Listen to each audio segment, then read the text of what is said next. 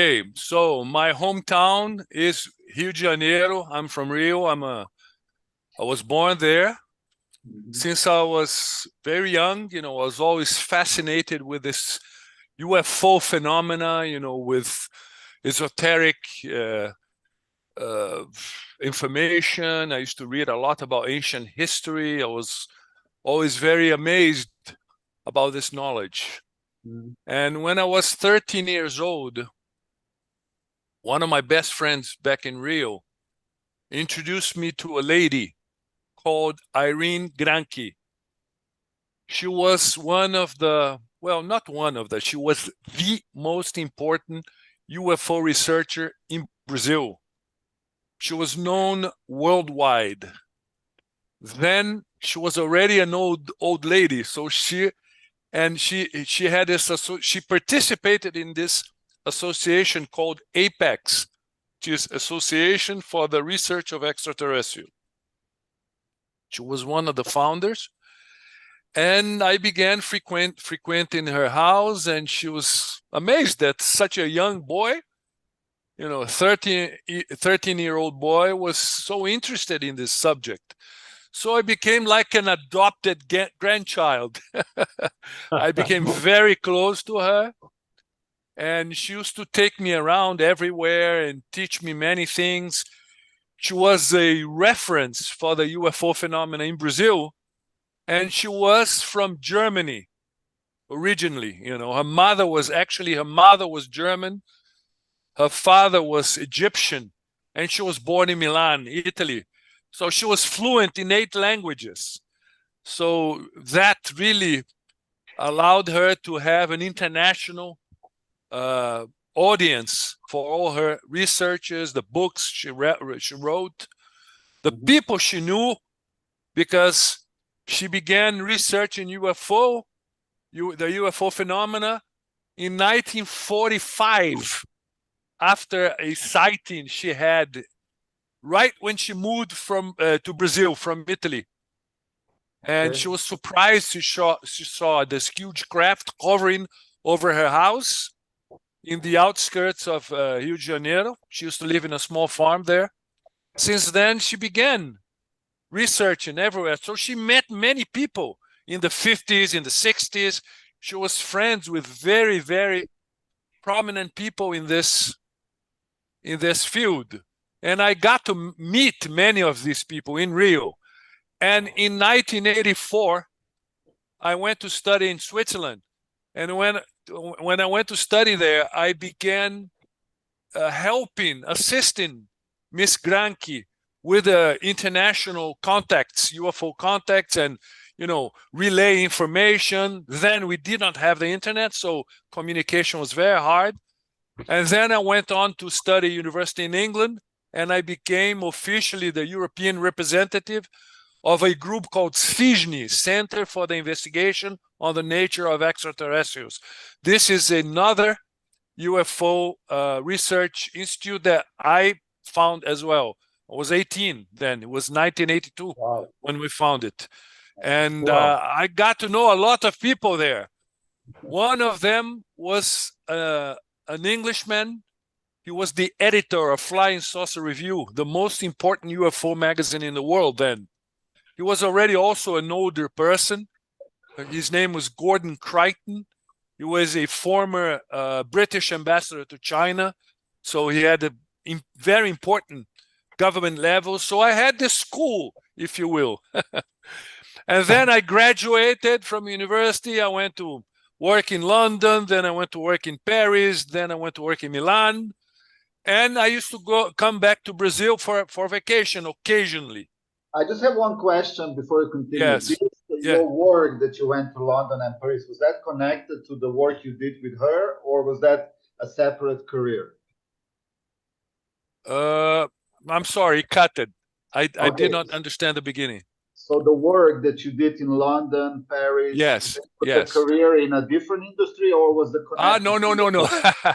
Okay. At that time, I wasn't doing it professionally. It was like my hobby. I was the European representative for this in my spare time. Okay.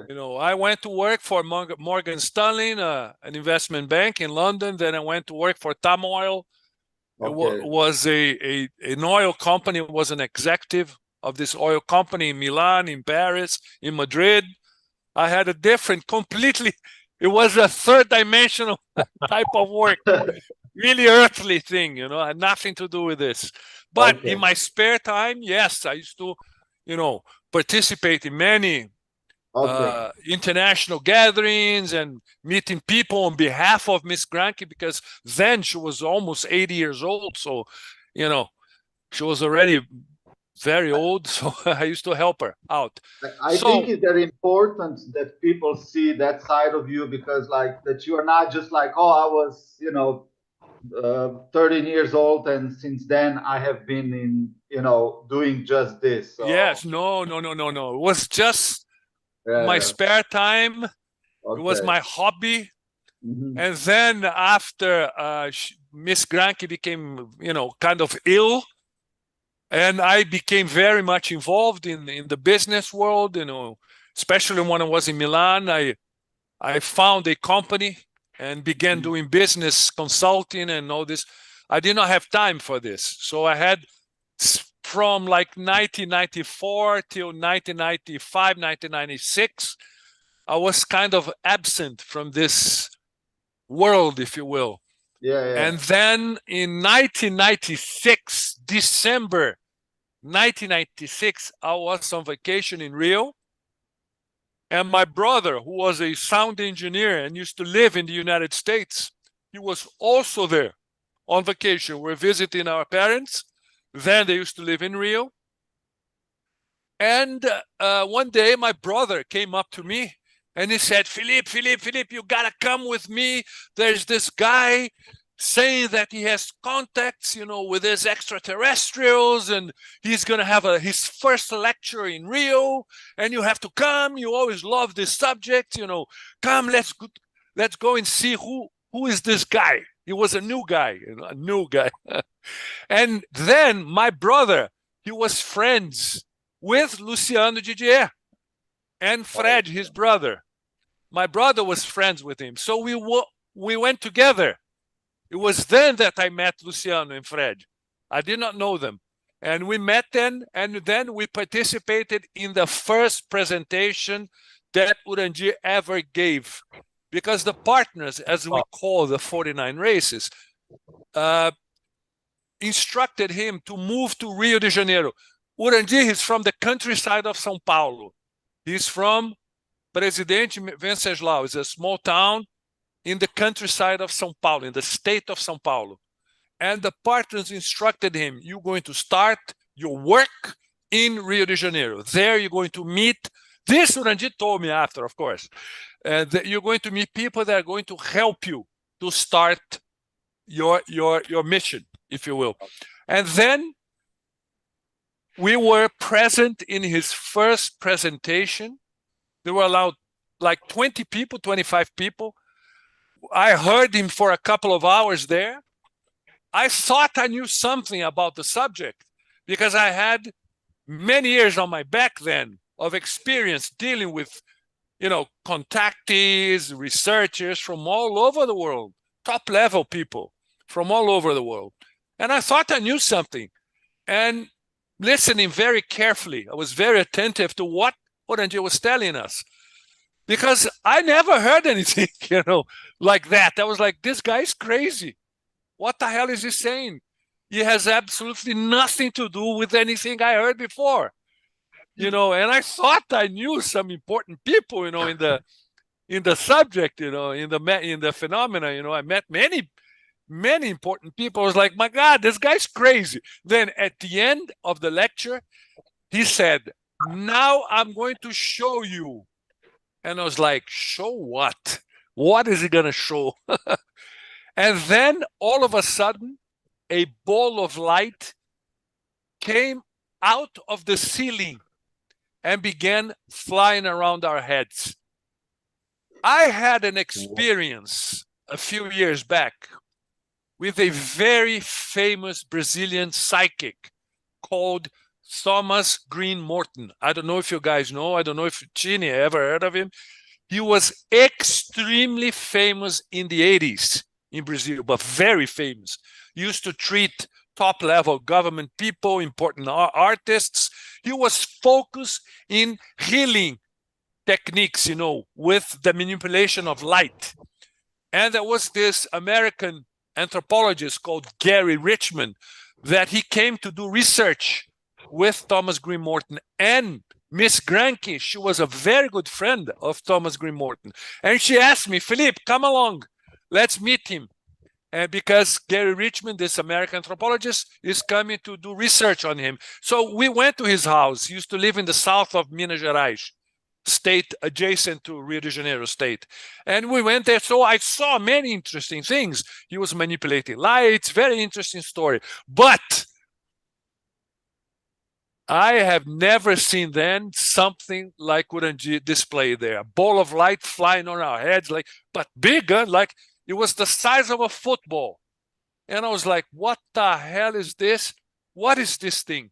I became very curious, very intrigued.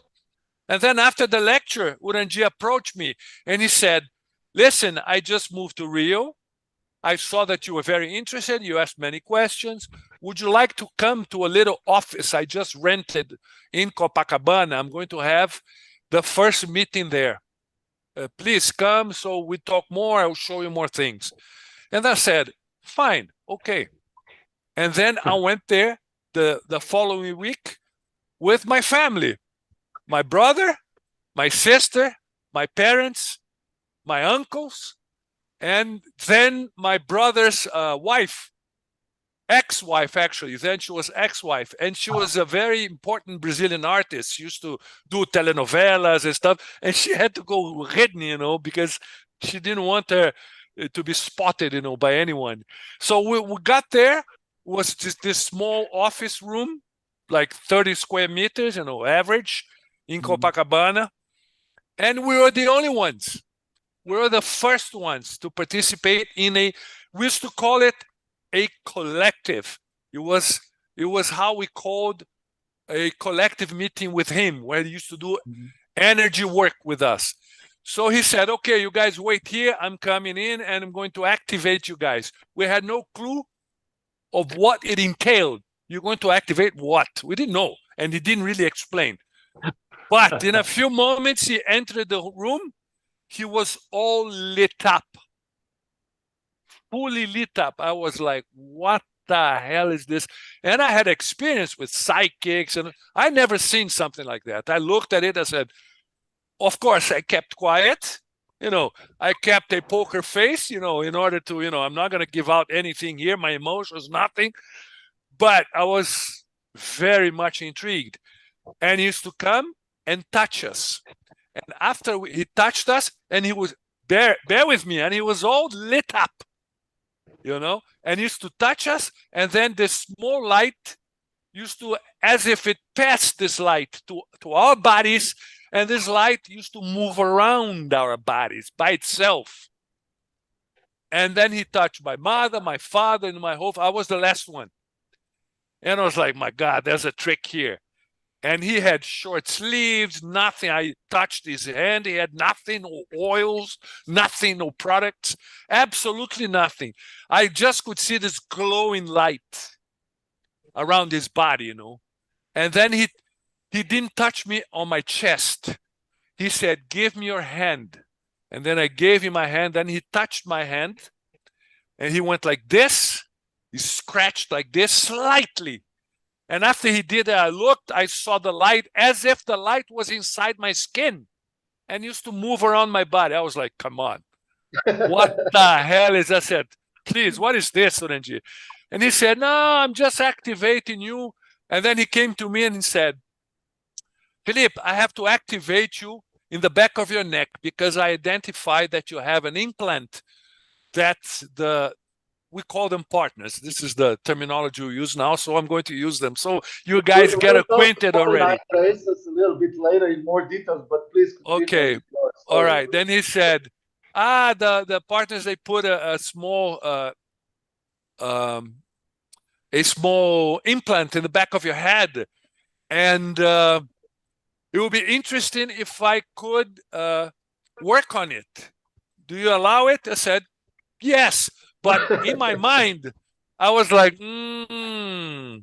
maybe because of the questions I asked him, he realized that I'm interested in the subject. So he's coming up with this, nice story of they abducted you when you were a child. They put, I've heard thousands of times this account, and I was like very suspicious. And he said, I'm just going to touch it very, very slightly the back of your head, and it's going to activate it. He might swallow and it might hurt. If it does, you put a pack of ice and it's going to be fine. And I said, all right. I wasn't believing, really. I was like, okay, let's see what's going to happen. Even though I was very much intrigued by the lights. I was like, this is crazy. Okay, nevertheless, he came and activated me in the back of my head. When he touched me, and he touched me very softly, very slightly, very superficially, I felt a pain in the back of my neck, as if someone came up with a piece of iron and a sledgehammer and bang, in the back of my head. I was like, my God, what the hell what is this?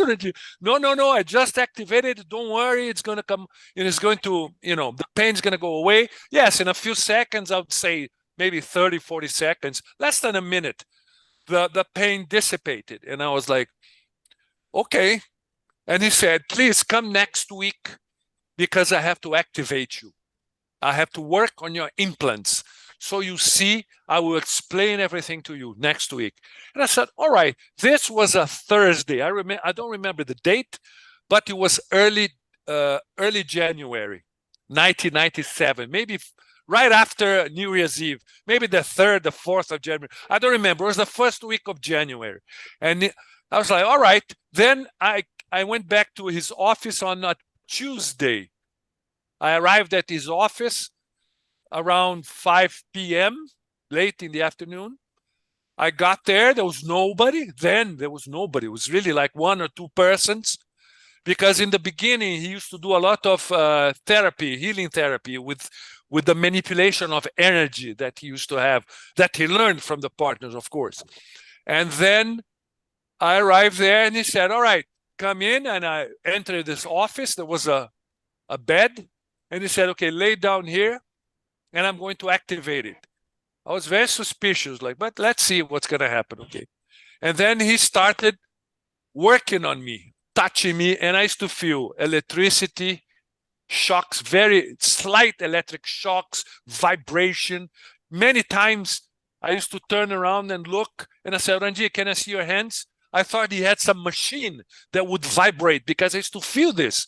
And I said, this is very odd. What's going on here? And then he worked on me for about 3 hours, maybe. It was a long time. Turn around. He used to, now I know he was disblocking my meridians. He was activating the implant I had and all that. Now I understand what happened. Now, then, after a few months, I understood the process, So he worked on me for around 3 hours. After that, he said, okay, I activated you. Now I'm going to turn it on so that you see what it means with your own eyes. And I was really puzzled then. I was like, what's going to happen here? What do you mean? He's going to turn it on what? The implant? How? And I was like, I had all these questions, running inside my mind. And I was like, oh God, that's it. Okay. I sat with my hands like this, laying on my legs, on my knees, not my knees, my thighs. And then he came near me. He put his hands on top of my hands. And then he slightly squeezed them like this, very slightly. I felt a shock right here on my forehead, a shock, an actual electric shock here, as if, I don't know. After that, Rangi, are you fine? I said, yeah, I just felt this little shock here. And then all of a sudden, I started to look at him and I started seeing like a mist around his body, a mist. And then this mist became bluish, reddish. I could see color. And I was like, Orangier, I'm seeing something. What is it? He said, do you see colors around me? I said, yes. You're beginning to see my aura, or my biomagnetic field, as we say today. And I was like, I never had such experience. I was not psychic, nothing. All my life, never had anything, psychic abilities, nothing of this. And then I could see it. I was like, oh my God. And then I began observing ball of lights, colored balls of light flying around the room. And I was like, what are these? I'm seeing colored balls of light. And then he said, these are the ultras. The ultras, how we call them, people around know these balls of light. They call them orbs. I could see these orbs flying around. I was like, oh my God. Then after a few moments, I looked behind him, like 1 meter behind him, a huge guy that he looked like a hologram, like a ghost, bluish in color. He was very tall, human, fully human, just like us. I could see that he had sort of long hair, but I could not see really the details because he had a monochromatic light around him. He had this bluish color. He looked like a ghost, like holograms we see today. That's how I could see it. And I was like, there's someone behind you. And he said, yeah, it's one of the partners. I said, Randy, what the hell is going on? Then he explained me.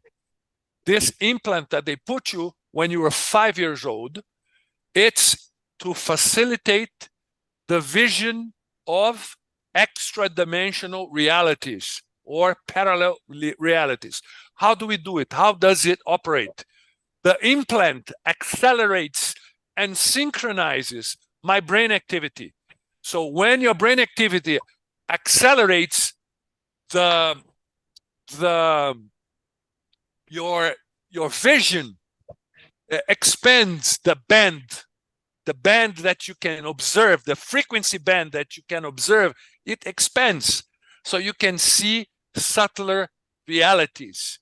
And then I was like, but why are you doing that? And he said, you are a very suspicious person. You are very, you always, asking, and you don't really trust, So I had to do it, to turn you on so that you would see with your own eyes, because I have to train you. You have a very important mission with us, but it's up to you. And I have to work on you every week, and you cannot then I used to live in Europe. I used to live in Milan. I had my business. I had family there. And I was like, oh my God. And then he said, you cannot be absent of Brazil for more than 90 days. Otherwise, your vibrational frequency will lower down, and I will not be able to properly activate you, because it's a long activation period. I don't know how long it can be, but that's what I can say. Then I say, Orangier, don't worry about it. Don't worry about it. I'll be here. This was the second week of January. Like 3-4 days after I went back to Milan, I packed a suitcase, called my partners. I'm leaving everything. Talk to my lawyer. Goodbye. I went to my ex-wife. Here's the key. Here's everything. I'm leaving. Goodbye. I was already planning to leave. So not Europe. Oh, not coming back to Brazil. I was planning to move to either to Dublin, to Ireland, or to the United States. I was already, on a process to sort of get out of this relationship and all that. But, it really shook me in a way, this activation, that I was like, my God, since I was a child, this is what I wanted for me. I'm not going to waste my time. This guy is the one. He's the real deal. I'm going to really bet on it. So I left everything and returned to Brazil. My whole family thought I was crazy. And when I got to Brazil the following week, Urandir had organized the first trip to the farm. My brother had stayed in Brazil. He did not return to the States then. And so he came to the first trip to the Dakila farm. It was then, there was no name, there was nothing then. And he came with Luciano, with Fred. They were the ones that came in the first trip. I did not manage to participate because I was moving back to Brazil. But I went in the second one in the end of January. So since then, I've been with Urandir. I participated in everything, since the foundation of Projeto Portal a few months later, and then Dakila a few years earlier.